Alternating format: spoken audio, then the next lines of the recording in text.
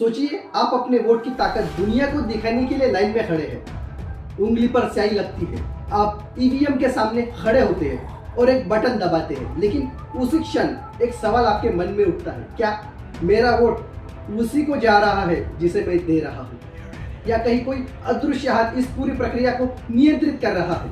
भारत दुनिया का सबसे बड़ा लोकतंत्र है, लेकिन इस लोकतंत्र की धड़कन इलेक्ट्रॉनिक वोटिंग मशीन यानी ईवीएम है। पिछले कई वर्षों से सवाल के घेरे में है। कभी विपक्ष ईवीएम पर हमला करता है, कभी इंजीनियर इसकी कमजोरी बताकर दुनिया को चौंका देते हैं, कभी कोर्ट तक मामला पहुंचता है, कभी मीडिया इसे विवाद का सबसे बड़ा मुद्दा बना देती है। लेकिन ईमानदारी से पूछिए, क्या सच है ईवीएम सुरक्षित है, या ईवीएम लोकतंत्र के लिए खतरा है? क्या ये मशीन हैक हो सकती है? क्या चुनाव आयोग सही है, या विशेषज्ञों की बातें ज्यादा मजबूत है? आज हम बिना किसी पक्षपात के सबूतों, तकनीक, इतिहास, विशेषज्ञों के शोध और अदालतों के फैसले के आधार पर ईवीएम विवाद को सबसे सरल और स्पष्ट तरीके से समझेंगे। वीडियो शुरू करने से पहले एक छोटी सी रिक्वेस्ट, चैनल को सब्सक्राइब करें ताकि हमारी हर अपडेट सीधे आप तक पहुंचे। भारत में ईवीएम का प्रयोग 1990 के दशक में शुरू हुआ। 2004 में आम चुनाव में पहली बार पूरे देश में इसे उपयोग किया, लेकिन शुरुआत से ही इस मशीन पर सवाल उठते रहे। क्या यह मशीन टेम्पर हो सकती है? क्या इसमें पहले से प्रोग्राम डालकर परिणाम बदले जा सकते हैं? खुली जांच क्यों नहीं होती? वीवीपैट मिलान 100% क्यों नहीं किया जाता? ईवीएम को लेकर विवाद बढ़ते गए। 2009, 2014, 19 और 2024 हर चुनाव के साथ शंका भी बढ़ती गई। यानी मशीन का लक्ष्य भले ही चुनाव को तेज और सुरक्षित बनाना था, पर इसके उलट ईवीएम चुनाव का सबसे बड़ा विवाद बन गई। भारत की ईवीएम दो हिस्सों में होती है, बैलेट यूनिट जहां मतदाता बटन दबाता है, और दूसरा होता है कंट्रोल यूनिट जहां वोट गिनते हैं। इन दोनों को एक तार जोड़ता है। ईवीएम इंटरनेट से नहीं जुड़ती, वाईफाई नहीं, ब्लूटूथ नहीं, कोई ओएस नहीं, कोई हार्ड डिस्क नहीं, यानी एक स्टैंड अलोन मशीन है। चुनाव आयोग कहता है इसे हैक करना नामुमकिन है, लेकिन विपक्ष ने दावा किया कि यदि चिप के अंदर प्रोग्राम पहले से बदला गया हो तो ये बिना इंटरनेट के भी मैनिपुलेट हो सकती है। इलेक्शन कमीशन कहता है कि इसकी सिक्योरिटी इतनी हाई होती है कि इसके साथ छेड़छाड़ करना बिल्कुल असंभव है। उनकी सिक्योरिटी के कुछ पहलू है जिसको समझते हैं। मॉक पोल, असल वोटिंग शुरू होने से पहले कुछ मशीनों की टेस्टिंग होती है, जिसमें कुछ वोट डालकर देखा जाता है कि ईवीएम ठीक से काम कर रही है या नहीं। मशीन की सीलिंग, ईवीएम और वीवीपैट को सुरक्षित रखने के लिए उन पर सील लगाई जाती है। सील को तोड़ना बहुत कठिन है और सबके सामने लगाई जाती है। रैंडमाइजेशन, कौन सी ईवीएम किस बूथ पर जाएगी या कंप्यूटर रैंडम तरीके से तय करता है। इससे मशीन पहले से किसी के पक्ष में सेट नहीं की जा सकती। स्ट्रॉन्ग रूम सिक्योरिटी, मतदान खत्म होने के बाद ईवीएम स्ट्रॉन्ग रूम में रखी जाती है जहां 24/7 सीसीटीवी, पुलिस सुरक्षा और राजनीतिक दलों के प्रतिनिधि की निगरानी रहती है। काउंटिंग हॉल वेरिफिकेशन, काउंटिंग से पहले मशीनों की दोबारा जांच होती है। सील, नंबर, ईवीएम की स्थिति को देखकर सुनिश्चित किया जाता है कि कोई छेड़छाड़ नहीं हुई है। ये बात सबसे गंभीर है। उन्होंने कहा कि भारतीय ईवीएम मशीनें 100% सुरक्षित नहीं है, और अगर किसी को मशीन तक फिजिकल एक्सेस मिल जाए तो इसे टेम्पर किया जा सकता है।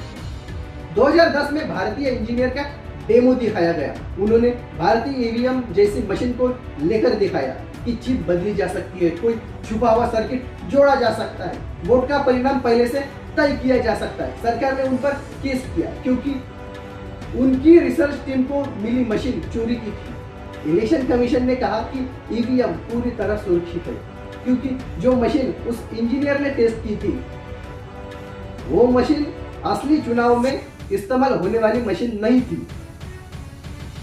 दुनिया के कई देश हैं जहां में ईवीएम बैन है, जैसे कि जर्मनी में ईवीएम पूरी तरह बैन है, क्योंकि कोर्ट ने कहा था कि ईवीएम वोट कैसे रिकॉर्ड करती है यह जनता समझ ही नहीं सकती, इसलिए ट्रांसपेरेंसी रिक्वायरमेंट फेल हुआ। मशीनें अंदर क्या कर रही है ये आम आदमी वेरीफाई नहीं कर सकता, इसलिए पेपर बैलेट पर वो लोग वापस लौटा है। नीदरलैंड में भी बैन है क्योंकि मशीनों में हैकिंग की संभावना पाई गई।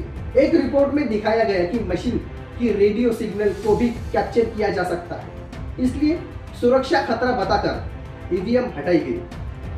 आयरलैंड में मशीनें खरीदी गई पर सालों तक भरोसे की कमी के कारण इस्तेमाल नहीं हुई। बाद में सरकार ने कहा कि महंगी भी है और पारदर्शी भी नहीं, इसलिए इस पूरे प्रोजेक्ट को उन्होंने रद्द कर दिया।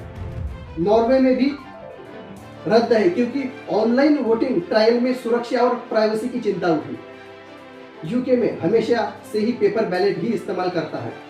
इलेक्ट्रॉनिक वोटिंग पर सुरक्षा और पारदर्शिता पर सवाल उठा।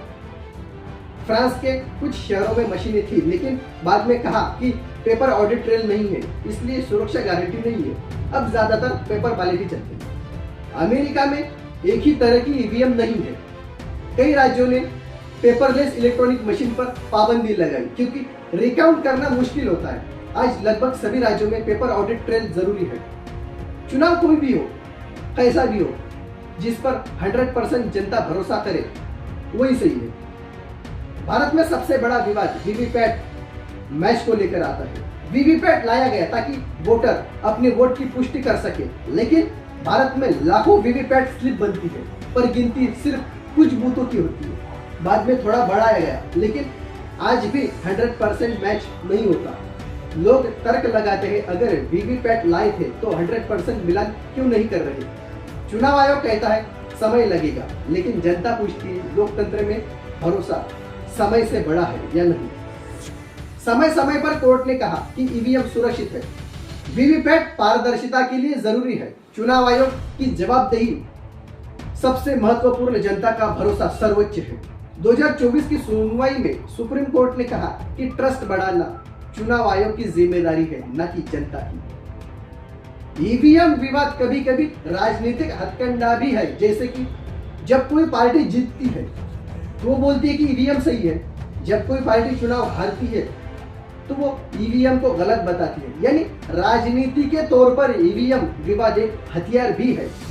पर यह भी सच है, तकनीकी सवाल राजनीति से पहले आते हैं। अगर मशीनें सुरक्षित है तो उसकी जांच कराने में क्या समस्या। बल्कि चुनाव आयोग हमेशा से कहता है ईवीएम स्टैंड अलोन मशीन है, इसमें वाईफाई, ब्लूटूथ, नेटवर्क चिप नहीं होती, इसलिए इसे दूर से हैक करना असंभव है। आखिर में बात एक मशीन की नहीं है, बात है भरोसे की। जिस दिन जनता अपने वोट पर शक करने लगे, उसी दिन लोकतंत्र अपनी सबसे बड़ी ताकत खो देता है। ईवीएम सुरक्षित है या नहीं, ये बहस चलती रहेगी। राजनीति इसे अपने हिसाब से इस्तेमाल करती रहेगी। विशेषज्ञ तकनीकी सवाल उठाते रहेंगे, चुनाव आयोग सफाई देता रहेगा, लेकिन एक सच्चाई हमेशा स्थिर रहती है। लोकतंत्र सिर्फ तब तक मजबूत है जब तक जनता उस पर विश्वास करती है। भारत दुनिया का सबसे बड़ा लोकतंत्र है और इतने बड़े लोकतंत्र की नींव सिर्फ मशीनों पर नहीं होती, जनता के भरोसे पर टिकती है।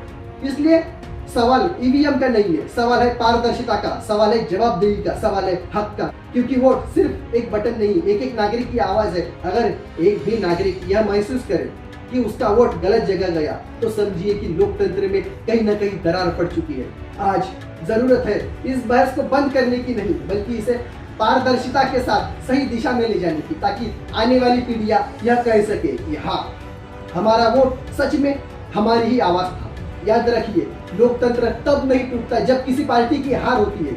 लोकतंत्र तब टूटता है जब जनता का भरोसा हार जाता है। और इस भरोसे को बचाए रखना सिर्फ चुनाव आयोग की जिम्मेदारी नहीं है, हम सबकी जिम्मेदारी है।